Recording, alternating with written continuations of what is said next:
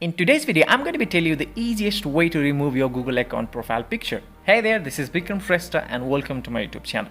So before I start the video, I do have one request for you guys. If you guys are new here, please make sure you subscribe my channel so you'll never miss the latest video updates. So let's get started.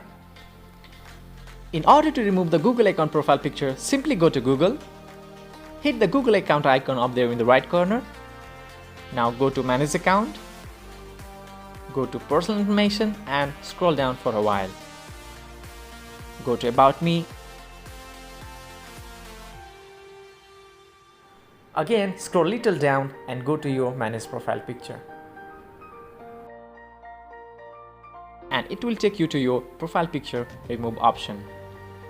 Now simply tap on the Remove button and go back.